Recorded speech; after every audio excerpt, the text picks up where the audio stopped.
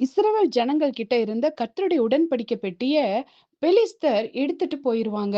அவங்க அப்படி கொண்டு போய் அவங்களோட இடத்துல வச்சதுனால, மூல வியாதியினால பாதிக்கப்படுறாங்க.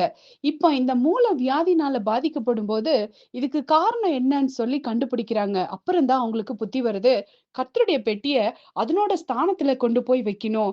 அப்படி வைக்காததுனால தான் நமக்கு இந்த பாதிப்புன்னு சொல்லி, அவங்க 2 கறவை பசுக்கள பிடித்து வண்டிலின் மேல கட்டி கர்த்தருடைய உடன்படிக்கை பெட்டி அதன் மேல வச்சு அவங்க பெத்ஷிமேத்ஸ் அப்படிங்கிற ஊருக்கு அனுப்பி வைக்கிறாங்க. என்ன ஆச்சரியப்படுத்தின காரியம் என்னன்னா, கர்த்தருடைய பெட்டிய சுமந்து கொண்டு போகிற அந்த கறவை பசுக்கள் இடது பக்கமா திரும்பி பார்க்கல, வழி விலகி போல.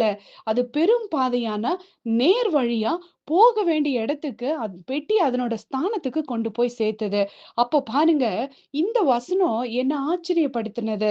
இத வாசிக்கும்போது ஏசாயா தீர்க்கதரிசி எழுதின அந்த வார்த்தை கூட என்னோட ஞாபகத்துக்கு வந்தது. ஆமாங்க, நெறைய படிப்பறிவு இல்லாதவங்க கூட இன்னைக்கு ரட்சிக்கப்பட்டிருக்காங்க. கர்த்தருடைய வார்த்தைய பத்தி தெரிஞ்சிருக்காங்க. அவங்களுக்கான ஆண்டவரோட வார்த்தை என்னன்னா, அங்கே பெரும்பாதையான வழியும் இருக்கும். அது பரிசுத்த வழி என்னப்படும். தீட்டுள்ளவன் அதிலே நடந்து வருவதில்லை.